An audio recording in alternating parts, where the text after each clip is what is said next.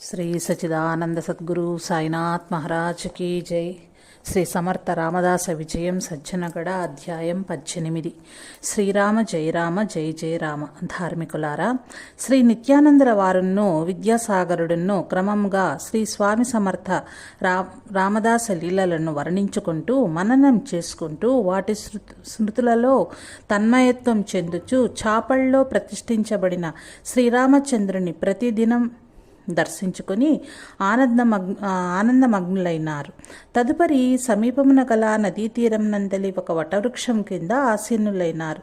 ఆ ప్రదేశంలో శ్రీ సమర్థుల వారు ఉన్నప్పుడు తమ శిష్యులతో తరచుగా ధార్మిక చర్చలు చేయుట, ఉపదేశాలు చేయుట, కొన్ని కీలకమైన నిర్ణయాలను చేయుట జరిగింది.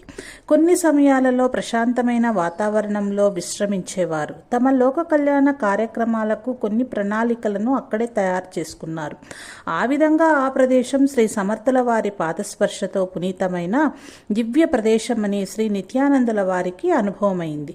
శ్రీ నిత్యానంద యోగి ఈరోజు విశేషంగా గురు శిష్యుల శ్రీ సమర్థుల మరియు శివాజీల సమాగమం గురించి ప్రవచించబోచున్నారు. ఇంతలో చాపల్ మఠంలోని వారంతా కూడా ఈ దివ్యమైన కథను శ్రవణం చేసేందుకు అచ్చటికి వచ్చి అమితమైన కుతూహలంతో కూర్చున్నారు. మహాత్ముల చరిత్రలు ఎంత విన్నా క్రొత్తగానే ఉంటాయి. సముద్రంలో ఎన్నిసార్లు మునగగలిగితే అన్ని రత్నాలు దొరికినట్లు ఈ చరిత్రలోని అంశాలు ఎన్నిసార్లు చదివితే అన్నిసార్లు నూతన విషయాలను మదిలో స్ఫురింపచేస్తాయని పెద్దలు చెప్తారు. అనుభవించి మనం నిర్ణయించుకోవాలి. శివాజీ ప్రణాళిక, లోక కళ్యాణాకాంక్ష. శ్రీ నిత్యానందుల వారి ఇట్లు చెప్పసాగినారు. విద్యాసాగర, సాహసానికి మారుపేరైన శివాజీకి వీరులైన స్నేహితులు చేయి కలిపారు. వీరత్వం అనేది క్షత్రియ లక్షణం. దానికి లక్ష్యం ఉండాలి. మిత్రులందరిది ఒకే లక్ష్యంగా ఉంటేనే మిత్రత్వం వర్ధిల్లుతుంది. శివాజీ లక్ష్యాన్ని పదే పదే తన మిత్రులతో చెప్పేవాడు. గోవులకు, బ్రాహ్మణులకు, స్త్రీలకు, అమాయక ప్రజలకు మనం రక్షణ కల్పించాలి.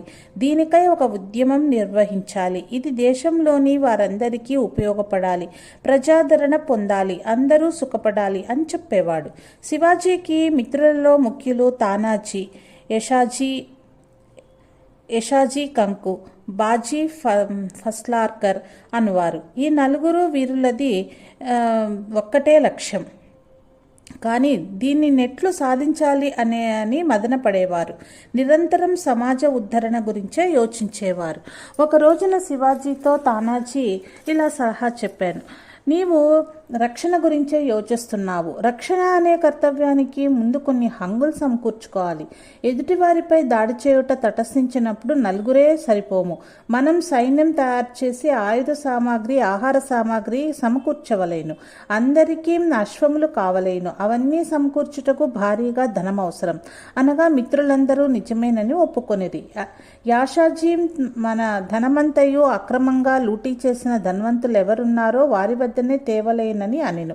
వారు మన మాటలు నమ్మి ధనమిత్తురా, పైగా శత్రువులుగా చూతురు అనెను తానాజీ. అయినచో మీరేమందురు అని శివాజీ ప్రశ్నించెను. ముళ్ళును ముళ్ళుతోనే తీయవలేను. ధన సమీకరణమునకు దోపిడీ మార్గమే అనుసరణీయమని బాజీ, తానాజీలు సూచించిరి. శివాజీ ఎట్టి పరిస్థితుల్లోనూ మనకు దోపిడీ మార్గం వద్దనెను. తానాజీ అతన్ని బుజ్జగించుచు, తురుష్కులు ప్రాణ మానములను ధనములను దోచుకొని అరాచకం చేస్తున్నారు. మనము ప్రాణమానములను దోపిడీ చెయ్యం. ధనము మాత్రమే మనకు అవసరం. అది కూడా బాగా శ్రీమంతులు అక్రమార్జన చేసి కూడబెట్టిన లోబుల వద్ద దోచుకుందాం. ఇదియు సంఘానికి మేలు చేయుటకే కాని మనం తినుటకా, అనుభవించుటకా అని వారించెను. ఈ విషయంలో శివాజీ మిత్రులతో ఏకీభవించలేక మానసిక అశాంతికి గురయ్యను. అప్పుడు ఎంతో చాకచక్యంగా తానాజీ, మిత్రమా, మన యోచన మాతాజీ సర్కారుకి విన్నవింతుము. వారు ఎట్లు నిర్ణయించినా మనమట్లు నడుచుకుందాము అని ఇది అందరికీ సమ్మతమేనా అనగా మిత్రులందరూ సంతోషించిరి. నలుగురు మిత్రులను మాతా జిజియాబాయి వద్దకు పోయి వారి ఆశయాలను, వాటిని అమలు జరుపుటకు కావలసిన ధన సమీకరణమునకు తాము వేసిన పథకమును ఆమెకు వివరించిరి. అంతా విని ఆ మాత, మా శివ ఏమంటున్నాడని ప్రశ్నించెను. శివాజీ, మా ఆలోచనను స్వీకరించుట లేదు సర్కార్, తమరే చెప్పండి. దుర్మార్గులే కదా వక్ర మార్గంలో జనులను పీడించి సొమ్ము కూడా పెట్టుకుంటారు. పరమతస్థులకు దాసోహం చేస్తూ స్వమతస్థులకు హాని కలిగించేవారు దుష్టులు కాదా? మాతాజీ, తమరే చెప్పండి. మన దుష్ట శిక్షణలో చంపడాలు ఉండవు. మన వాళ్ళ బుద్ధులను మార్చడానికి ఇది ఈ యొక్క ఉపాయం మాత్రమే. సర్కార్ ప్రాణ నష్టం, మాన నష్టం, హత్యలు చేయకుండానే మన కార్యాన్ని బెదిరింపులతోనే వీలైనంత వరకు సానుకూలం చేసుకుంటాము. పిరికితనాన్ని దూరం చేసి అందరికీ వీరోచిత భావాలు కలిగిస్తాము. ఇది మా పథకం. తమరు ఎలా చెప్పితే అలా అందరం నడుచుకుంటామంటూ సుదీర్ఘంగా వివరించాడు తానాజీ. యశాజీ, బాజీలు సమర్థించారు. మాత జిజియాబాయికి ఏనాటి నుండియో తన కుమారుడు శిక్షరక్షణ చేయగలడనే నమ్మకం కలదు. ఆమె దేవిని ప్రార్థించి వారితో ఇట్లనెను: బిడ్డలారా, మీ ఆలోచన సరిగానే ఉన్నది. మీ ఉద్యమంలో గోవులకు, బ్రాహ్మణులకు, స్త్రీలకు, శిశువులకు మరియు బడుగు వర్గాల వారికి ఎట్టి హానియు కలగనీయమని లోబులు, అన్యాయవర్తులైన వారిని మాత్రమే దండిస్తామని ప్రతిజ్ఞ చేయండి అని కోరి చేయించుకున్నది. అదే సమయంలో సాధు సంతు పట్ల ఏ విధమైన అపచారం జరగరాదని శాసించింది. అందరూ ఆమెకు నమస్కరించి సెలవు తీసుకున్నారు. మీ ఆలోచనలను గుప్తంగా ఉంచుటని కూడా ఆమె హెచ్చరించింది. తర్వాత నలుగురును తరచూ వారు దర్శించుకునే భవానీమాత దేవాలయానికి వెళ్ళి భవానీమాతను ప్రార్థించుకున్నారు. శివాజీ తన తల్లి ఆశయమును, ఆజ్ఞను మాతకు విన్నవించాడు. హే మాత, దుష్ట సంహారిణి, త్రిశక్తి స్వరూపిణి, లలిత, బాల, చాముండి, దుర్గా, భవానీ, రాజరాజేశ్వరి అని అనేక రూపాలతో దైత్యులను సంహరించావు. జనని, నీ ప్రతాపమంతయు ఏమైనది? ఈనాడు నా దేశ ప్రజలందరూ నిర్వీర్యులై దుఃఖసాగరంలో మునిగి ఉన్నారు. వీరిని ఉద్ధరించి తలంపే నీకు లేదా తల్లి? నాకు ఈ రోజున నీవు సమాధానం ఇచ్చి తీరవలసిందేనని ధ్యాన నిష్టలో కూర్చున్నాడు. భవానీ మాత కటాక్షం. విద్యాసాగర మాత ఎంత కరుణామయి! ఆమె కూడా శివాజీలో ఇటువంటి ఆకాంక్ష కలగాలని సంకల్పించినది కదా అన్నట్లుగా కొంతసేపటికి అతన్ని ధ్యానం నందే దివ్య తేజో విరాజమానమైన స్వరూపంతో ప్రసన్నమై, వత్స శివ, నీవు నా అంశమే కదా. నేను నీ రూపంతోనే దుష్టశిక్షణకు సంకల్పించాను. ఇదిగో ఈ కరవాలమును గ్రహించుము, దుష్టత్వమును రూపుమాపుము, మాతృదేశ శృంఖలములను ఛేదించి ధర్మస్థాపన మొనరించుము. నీ కీర్తి అఖండమై ఆచంద్ర తారార్కమై వెలయగలదని ఆశీర్వదించింది. శివాజీ బాహ్య స్థితికి వచ్చి కన్నులు తెరిచి చూడగా ఎదుట భవానీమాత ప్రసాదిత ఖడ్గము తళతళా మెరుస్తూ ఉన్నది. అపరిమిత ఆనందంతో అంబ ఆశీర్వాద రూపమైన ఖడ్గమును చేతబూని ఆలయం వెలుపలకు వచ్చుచుండా మిత్రు బృందము జై భవానీ మాతాకి జై అంటూ జయ జయధ్వానాలు చేసినారు. ఆలయ ధర్మకర్తలు ఆశ్చర్య ఆనందంతో వారిని దీవించిరి. శివాజీని ఆలింగనమునర్చుకుని స్వాతంత్ర్య భానోదయమునకై మేమందరము నిరీక్షించదమని వారి మద్దతును తెలిపిరి. శివాజీ వినూత కాంతి రేఖలు ముఖ మండలమున విరయిచుండ ధీర గంభీరుడై దేవి వాక్కులను మనము అనుసరించవలేను అని మిత్రులతో పలికెను.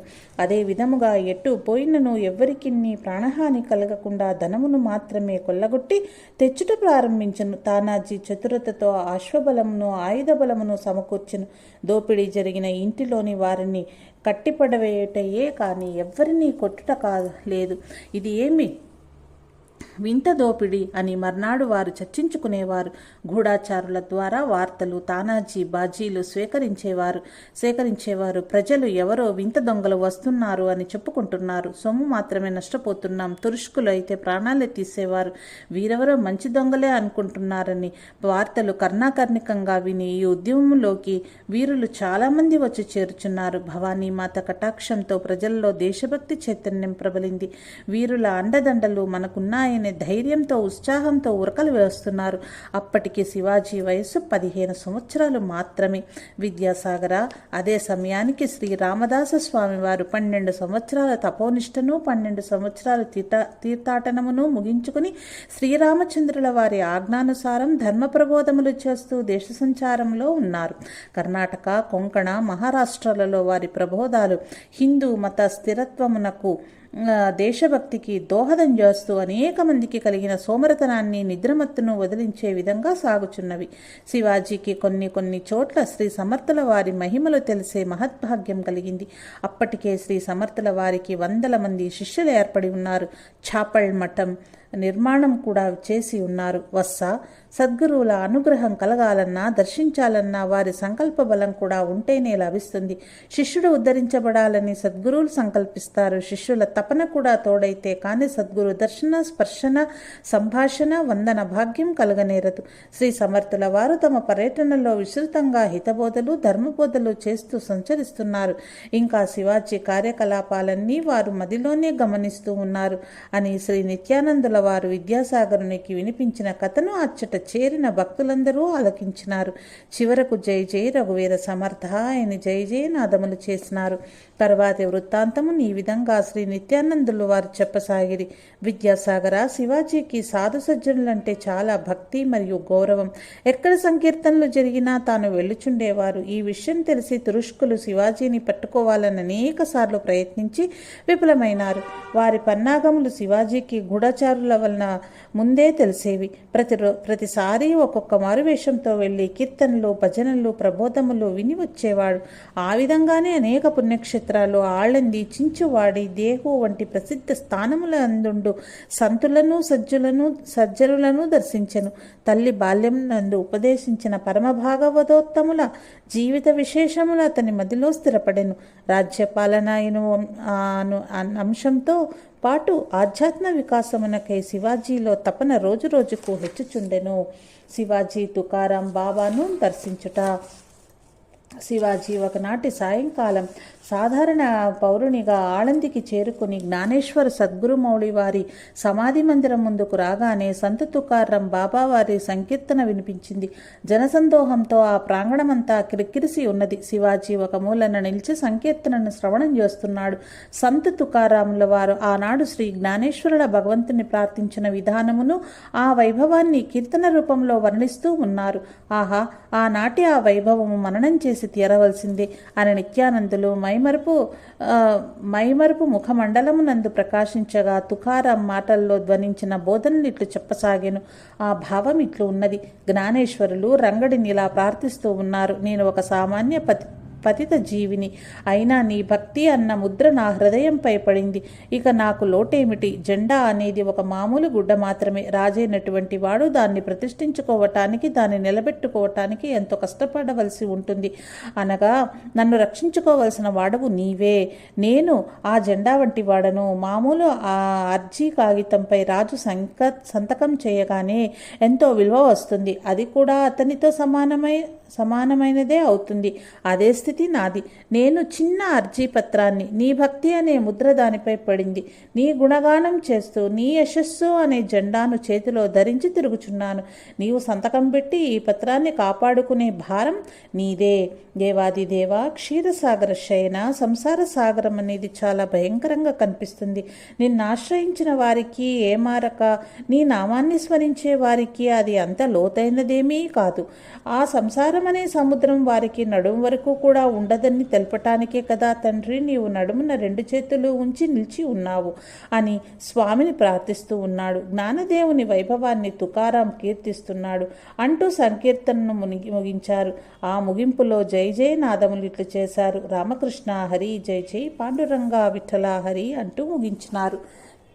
తుకోబా వారి ఆదేశం. భక్తులంతా వెళ్ళిపోతుండగా శివాజీ తుకారాం బాబావారి పాదములను సృజించను.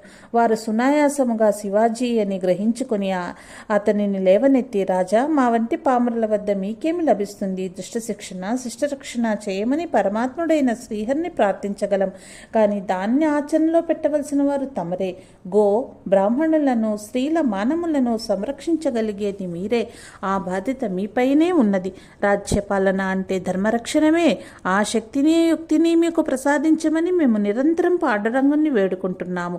మీ చేతనే ధర్మస్థాపన జరగాలనే ఆకాంక్షతో శ్రీ సమర్థ రామదాస స్వామి వారు కూడా అనేక చోట్ల ధర్మ ప్రచారం చేస్తూ ప్రజలను ధర్మ మార్గం వైపు మళ్లించి వారిలో ధైర్యాన్ని నింపి శివాజీ సైన్యంలో చేరి దేశాన్ని రక్షించండి అని మీకు మీకు సహకరిస్తూ ఉన్నారు. వారి ధైర్య సాహసములకు నేనే విస్తుపోయాను. పడరి క్షేత్రంలో నెలకొన్న పాండురంగడి ఎదుట నిలబడి, ఏమిరా శ్రీరామ, ధనుర్బాణాలు వదిలేసి నడుమున చేతులు ఉంచి విలాసంగా నిలిచితే ఈ ధర్మరక్షణ ఎవరు చేస్తారు అంటూ నిలదీసి అడిగారు.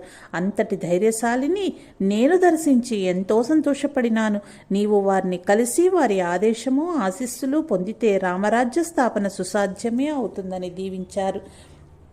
ఆయనను శరణు పొందితే ఈ దేశానికి పారతంత్ర్యం పోయి స్వాతంత్రం వచ్చేది తథ్యం అని సలహా ఇచ్చారు. గురు దర్శనం కొరకు శివాజీ తపన. అప్పుడు శివాజీ ఆలోచించసాగాడు. నిజమే, ఎందరో నూతన వ్యక్తులు తమ సైన్యంలో శివ సైనికులనే పేరుతో వచ్చి చేరుచున్నారు. శ్రీ సమర్థులు ప్రచ్ఛన్నంగా నాకు ఈ సహాయాన్ని అందిస్తున్నారన్నమాట. వారి దర్శనం ఎలాగైనా చేసుకుని తీరాలని దృఢ సంకల్పం చేసుకుని తూకారం బాబా వారి వద్ద సెలవు తీసుకుని తన స్థానానికి చేరుకున్నాడు. కానీ అన్నీ అన్యమనస్కంగానే సాగుచున్నాయి. ఇంటిలోని వారితో కూడా ఎక్కువ మాట్లాడక మౌనంగా సద్గురుని దర్శనం కొరకు మనసులో ఆరాటపడుచున్నాడు. వారి దర్శనం లభించే వరకు తనకు స్థిమితం ఉండదని అనిపిస్తున్నది. ఆవేదనతో, హే గురురాయ, తమరెక్కడ ఉన్నారో, నన్నెప్పుడు అనుగ్రహిస్తారో తెలియకున్నది. నా ఆవేదన తీరే సమయం ఎప్పుడు వస్తుందో, హే సమర్థ గురో, నాకు తమరు అనుగ్రహిస్తే కానీ తమరి పాదపద్మాలు దొరకవు. నీ కరుణ సర్వులపైన కురిపించి అక్కున చేర్చుకున్నావని విన్నాను. హే దయాళో, నా ఈ రాజరికము తమరిని కలవటానికి ఆటంకమైతే నేను దీనిని వదిలివేయటానికి నీ సిద్ధమే. తమ కృపా కటాక్షాల ముందు ఈ ఐశ్వర్యమంతయు తక్కువే. ఎందరినో ఆదరించే కరుణామయుడవే, నన్నెందుకు ఉపేక్షిస్తున్నారు దేవా? అటు రేయింపగళ్ళు గురు విరహంలో గడుపుచు కొందరు సైనికులను సమర్థుల జాడ తెలుసుకుని రమ్మని రహస్యంగా పంపినాడు. వారంతా తిరిగి వచ్చి, ప్రభో, ఆ స్వామి ఎక్కడనూ స్థిరంగా ఉండరట. కొండలలో, కోనలలో, గుహలలో, అడవులలో ఎక్కువగా తిరుగుతూ ఉంటారట. మాకే వారి దర్శించుట కుదరలేదని తెలిపినారు. ఆ వార్తలు విన్న శివాజీ అంబా భవానీ దేవాలయమునకు పోయి ఆ మాతనిట్లు ప్రార్థించెను. తల్లి, నీ ఆశీస్సులు పొందిన నాకు జీవితంలో ఏదో వెలతి చోటు చేసుకుని నిరంతరం మనసు గురునామస్మరణతో నిండి రాజకార్యాలపై విముఖత కలుగుచున్నది. వారి దర్శనం కలిగేలాగున అనుగ్రహించు అమ్మా అంటూ ప్రార్థించారు. నడుస్తున్నా, కూర్చున్నా, భుజిస్తున్నా, పడుకున్నా, పనులు చేస్తున్నా ఒక్కటే జిజ్ఞాస. స్వామివారి దర్శనం పొందకుంటే జీవితం వృథా. తాను ఏ కార్యం పైనైనా బయటికి వెళ్ళినప్పుడు సద్గురునాథుడు తారసపడితే నా ఎంత అదృష్టవంతుడే ఉండడు అనుకునేవాడు. ఇలా ఏకాగ్ర చిత్తంతో తప్పిస్తుండగా ఒక రాత్రి నిద్ర పట్టని స్థితిలోనే స్వప్నంలో పెద్ద బొట్టుతో ఒక ముత్తైదువ కనిపించి వెతుకుతూ పోతే సద్గురు లభిస్తారు అని చెప్పింది. ఆ తల్లి కరుణతో ఇచ్చిన ఆదేశం విన్న శివాజీ తన అన్వేషణకు అధికం చేసినారు. అప్పుడు కూడా ఫలితం లభించలేదు. ఆమె సాక్షాత్ భవానీ మాతయే కావచ్చునని భావించినాడు. పరిపరి విధాలా పోయే మనసును సమాధానపరుచుకుంటూ తానే స్వయంగా ఒక లేఖ వ్రాసి సమర్థులకు పంపాలని అనుకుని ఈ విధంగా వ్రాసినాడు. సద్గురుమూర్తికి వ్రాయులేఖ. హిందూ ధర్మ పరిరక్షణే దీక్షగాను, స్వాతంత్ర్యేచ్ఛను కలిగి ఉండటమే ధ్యేయం కాను ఈ రాష్ట్ర ప్రజలందరినీ ప్రేరేపించుచు సంచరించుచున్న ఓ మహాత్మా, మీ దర్శనము, శిక్షణ నాకు ఎంతో అవసరం. గురుదేవా, తమ కొరకు అనేక ప్రాంతాలకు చారులను పంపితిని, కానీ జాడ తెలుసుకొనలేకపోయితిని. స్వామి, స్వయంగానూ ప్రయత్నించి విపులుడనైతిని. తమ అనుగ్రహలేశము లేక తమ దర్శనం సాధ్యం కాదు. కరుణామయీ భవానీమాత గురుదర్శనం లభిస్తుందని అభయమిచ్చింది. ఓ దివ్యస్వరూప, మిమ్మెట్లు గుర్తించగలము? దయతో ఈ అల్పజీవుణ్ణి దగ్గరకు చేర్చుకుని మీ పాదసేవా భాగ్యం కల్పించండి. నా ఆశయ సాధనకు పరోక్షంగా సహకరిస్తున్న గురుమూర్తి ప్రత్యక్షంగా కూడా సహకరించి నన్ను ఉద్ధరించ ప్రార్థన. దయ ఉంచగలరు. ఇదే నా శతకోటి నమస్కారములు. ఇట్లు తమ సేవకుడు శివాజీ. ఈ విధంగా లేఖను ముగించి తన సైన్యమందు శివ సైన్యముగా మొదట వచ్చిన వారిని పిలిచి, నీవు శ్రీ సమర్థ రామదాస స్వామి వారిని చూచిన వాడవే కదా అని ప్రశ్నించగా, ప్రభు, వారి దర్శనము ప్రబోధముల ద్వారానే మేము మీ సేవకులమైనామని తెలిపాను. అప్పుడు శివాజీ చాలా సంతోషించి, ఓయి, నీవు ఈ లేఖను తీసుకుని పోయి శ్రీ సమర్థుల వారిని కలుసుకుని వారికి అందచేయము. వారేమి సెలవిచ్చెదరో తెలుసుకుని రమ్ము అని పంపినాడు. ఆ సైనికుడు 2 రోజులు వెతికి శ్రీ స్వామివారికి దర్శనం లభించక చాపల్ మఠానికి పోయి అచ్చట శ్రీ సమర్థుల ముఖ్య శిష్యుడైన కళ్యాణ్ స్వామిని కలిసి ఆ లేఖను సమర్పించెను. దీనికి సమాధానం గురుదేవులు పంపగలరని మీ ప్రభువుతో తెలపండి అని కళ్యాణ్ పంపివేశను. శివాజీకి స్వప్న దర్శనం. శివాజీ ఆవేదనంతా శ్రీ సమర్థులకు అంతర్గతంగా తెలుస్తూనే ఉన్నది. కానీ సమయ శుద్ధి కొరకే వారు వేచి ఉన్నారు. శివాజీ లేక వారికి చేరకముందే మనోగతం చేరిపోయింది. శివాజీ తీవ్ర చింతన వారిని ప్రసన్నులను చేసింది. శివాజీ లేఖ పంపి కూడా ఏమీ తోచక చివరకు సాయంకాల వేళ అంబాభవాని ఆలయానికి పోయి ధ్యానం చేస్తూ శ్రీ సమర్థుల దర్శనం అయ్యే వరకు నేను అన్నపానీయాలను ముట్టను అని నిర్ణయించుకున్నారు. చాలా ప్రొద్దుపోయింది. అంగరక్షకులు ప్రభు భోజనం వేళ మించిపోతున్నదని గుర్తు చేయగా నాకిప్పుడేమీ అవసరం లేదు, గురుదర్శనం అయ్యేంత వరకు ఏమీ తినదలుచుకునలేదని చెప్పి అమ్మ భవానీదేవిని ప్రార్థించుకుని ఆమె వైపు తల ఉంచి అక్కడే నిద్రించినాడు. అతని ఆశ ఫలించి స్వప్నంలో శ్రీ సమర్థుల దర్శనం లభించింది. వారి కాళ్లకు పాదుకలు, చేతిలో జపమాల, చంకలో దండము, చేతిలో కమండలము, మెడలో తులసీమాలలు ధరించి ఉన్నారు. మొలకు కౌపీనము ధరించి దివ్య తేజోమయమైన ముఖమండలము, దుర్నిరీక్ష్యమైన కాంతులతో నుండు కన్నులు ఆ మూర్తియే సద్గురుదేవులను అనిపించి వెంటనే వారి పాదాలు పట్టుకుని నమస్కరిస్తూనే దేవా తమ దయ నాపై ఇప్పటికి కలిగిందా అని ఆనంద బాష్పాలతో పాదాభిషేకం చేశాడు. శ్రీ సమర్థులు అతని శిరముపై తమ అమృత హస్తాన్ని ఉంచి వస్స లెమ్మని అత్యంత మృదు మధురమైన స్వరంతో ప్రసన్నులై పలికినారు. చిరంజీవి విజయోస్తు అంటూ ఆశీర్వదించి ఈ ప్రసాదం తీసుకో అంటూ ఒక కొబ్బరికాయను జపమాలను శివాజీకి ఇచ్చి అదృశ్యమైనారు. శివాజీకి మెలకువ కలిగి చూడగా సద్గురుదేవులు వచ్చి దర్శనమిచ్చినది స్వప్నమని తెలిసెను. స్వప్నమైనను ఎంతో మధురమైన సంఘటన. ఇది మర్చిపోలేని స్వప్నము, దివ్య స్వప్నము అని అనుకుంటూ చూడగా ప్రక్కన శ్రీ స్వామివారి ఇచ్చిన ప్రసాదం కనపడెను. ఇది స్వప్నమైనా ఈ ప్రసాదం సత్యంగానే ఉన్నది కదా. స్వప్న వస్తువులు సత్యములు కావు. కావున శ్రీ స్వామి సమర్థులు సత్యముగానే వచ్చినారా? అంతయో వింతగా ఉన్నదే. హాహా, నా లేక వారికి ఇంకనూ చెరి ఉండదు. కానీ నా చింతన, ఆవేదన వారికి విషితమైంది. అవును, వారు ఎంతో గొప్ప తపస్వీలని, నిరంతర శుభచింతకులని, సర్వజ్ఞులని సంత తుకారం బాబా వారు చెప్పినారు. అందువలన నా ప్రార్థన వారికి ముట్టినది. నాకు ప్రసాదం ఇచ్చినారు. గురుదేవులు నన్ను అనుగ్రహించినారు అని ఆనందపూర్ణ హృదయంతో ఆ ప్రసాదాలు చేతిలోకి తీసుకుని వడివిడిగా ఇంటికి చేరాడు శివాజీ.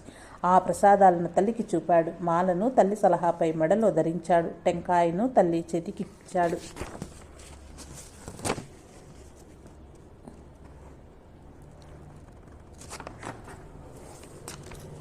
ఇన్ని రోజులుగా పడే ఆవేదనంతా క్షణంలో మాయమైపోయింది.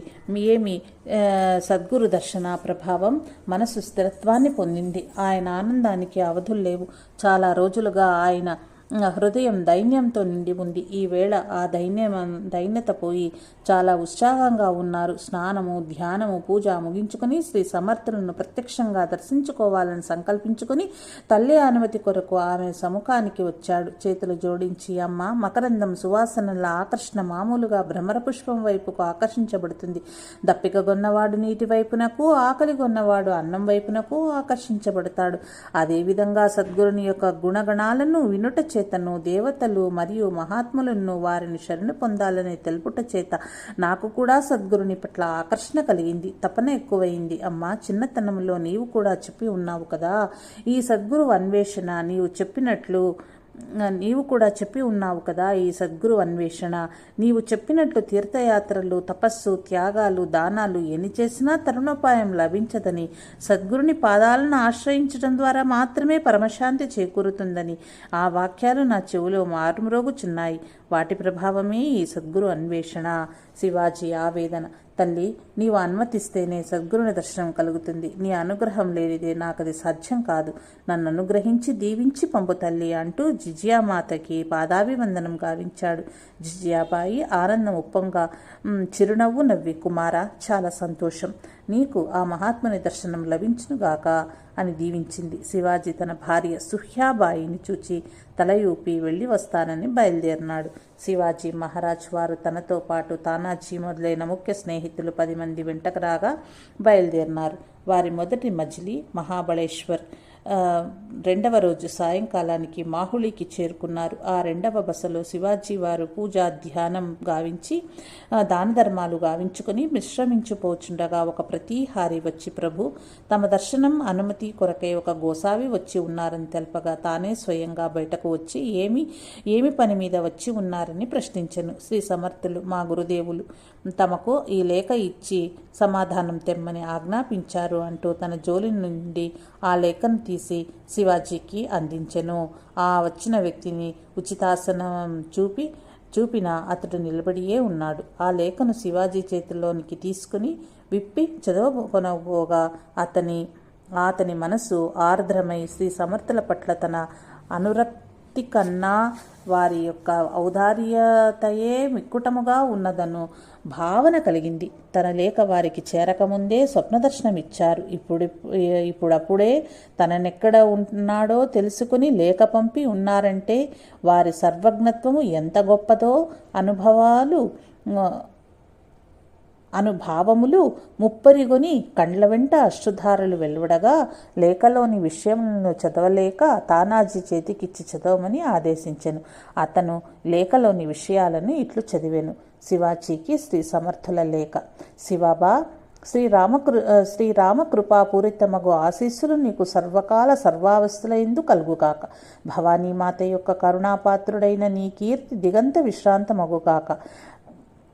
ఈ సమయమున మాతృదేశము రక్షకునికై 1000 కన్నులతో ఎదురుచూస్తూ ఉన్నది.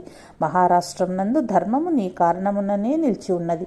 నీ ప్రతాపమును విని శత్రువులు దుష్టులు గజగజ వణుకుచున్నారని తెలుసుకుంటిమి. పెక్కుమంది స్వాతంత్ర్యేచ్ఛ కలిగిన వీరులు నీకు అండగా ఉందురు. నీ ధర్మ సంస్థాపనా కార్యమును చక్కగా నెరవేర్చుము. నీకు అనేక విధములైన రాజకార్యముల దృష్ట్యా చిత్తాస్థైర్యము ఆవశ్యకమై ఉన్నది. రాజు యొక్కయు మంత్రుల యొక్కయు ఆలోచన విధానములు ఏకీకృతమైన గాని ధర్మము నెరవేరదు. రాజ్య రహస్యములు ఎట్టి పరిస్థితులలో నందును బయటి వారికి తెలియకుండా జాగ్రత్తగా వహించవలేను. ప్రజలందరినీ సంతుష్టులుగా ఉంచవలేను.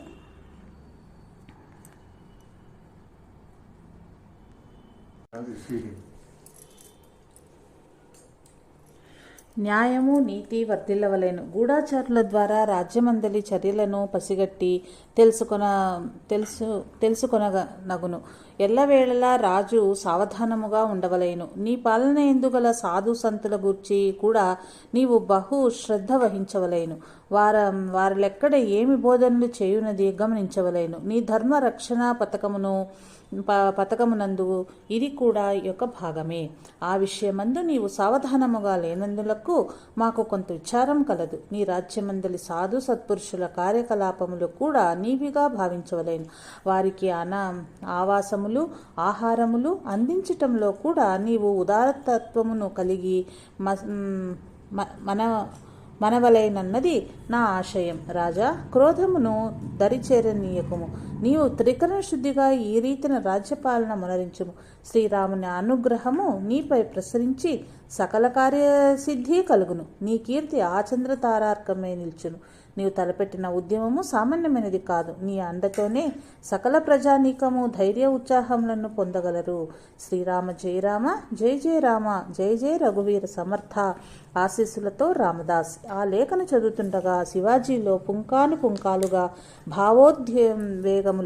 భావోద్వేగములు కలుగుటను సమర్థుల శిష్యుడు గమనించుచుండెను. కొన్ని సమయాలలో అతని కన్నుల నుంచి నీరు కారుటను అతడు గమనించెను. అతని ముఖ కవళికలలోని మార్పులను గుర్తించినట్లు తలదించుకొని, ప్రభు తమ సమాధానం ఇచ్చినచో తిరిగిపోయేదను. శివాజీ ఏమీ మాట్లాడలేక గొంతు గద్గదమే, ఆర్య, మేము స్వయంగా వచ్చి శ్రీ స్వామివారిని దర్శించుకోవాలని ఉత్సాహంతో ఉంటిమి అని లేఖ వ్రాసి అతని చేతికిచ్చి, తమరు కూడా ఈ రాత్రికి మా ఆతిథ్యాన్ని స్వీకరించి ఇచ్చటనే విశ్రాంతి తీసుకునమని కోరగా అతడు తన గురువాజ్ఞ లేదని తిరిగి పోవుటకు బయలుదేరగా శివాజీ, ఆర్య, తమ నామధేయమైన తెల్పమని కోరెను. అతడు తన పేరు దివాకర్ భట్ అని చెప్పి వేగముగా పోవుటకు సిద్ధపడగా శ్రీ స్వామివారు ఎక్కడ ఉన్నారని ప్రశ్నించెను. అందులకతడు, ఆ విషయం మాకు తెలియదు ప్రభు.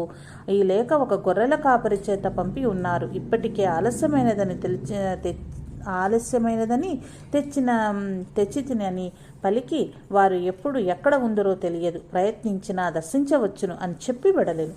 ఆ లేఖ ఎందలి అంశములను మరలా మననం చేసుకుంటూ, ఆహా ఏమి చోద్యము, మహాత్ములైన వారి కృప మనపై పూర్ణంగా ఉండబట్టి మనం తలపెట్టిన కార్యాన్ని జయప్రదంగా చేసుకొస్తున్నాము. ఇందులో మన ఘనత ఏమీయో లేదు, వారి సంకల్ప బలమే దీనికంతటికీ కారణం. అట్లుండా అల్పమానవుడైన నన్ను మహాత్ములు ఈ విధంగా ఎక్కువ చేసి ఘనముగా పొగడుట తగదు. ఏది ఏమైనను వారిని దర్శించి వారి పాదాలపై పడి శరణు కోరుకుంటాను. వారి ఆశీస్సులు అనుగ్రహము మాకు దారి చూపుతాయని అనే ఆశతో ఉన్నాము అనగా తానాజీ, శివాబా తమరి కోరిక రేపు తప్పక నెరవేరును, ఈ రోజుకు విశ్రమించుడని సముదాయించను. శివాజీ ఆ రాత్రంతా నిద్రించలేదు. ఎప్పుడు తెల్లవారుతుందా, ఎప్పుడు సద్గురుమూర్తి దర్శనం లభిస్తుందా అని ఆలోచిస్తూ కాలాన్ని బలవంతంగా వెళ్లదీసినారు. ఎట్టకేళ్లకు తెల్లవారింది. ఎక్కడలేని ఉత్సాహం వచ్చింది. కాలకృత్యాలు ముగించుకున్నారు. వేకువనే అని తెలిపి శ్రీ నిత్యానందులు విద్యాసాగర సద్గురు సమాగమనం కొరకు అటువంటి విరహం సచ్చిష్యునికి మాత్రమే ఉంటుంది. దానినే తపన అని కూడా అంటారు. అదే విరహం భక్తునికి భగవంతుని పట్ల కలగాలి. ఇదే సఖ్యభక్తి. అయితే ప్రియమైన వారి పట్ల కూడా అదే తపన విరహం అనుభవిస్తారు.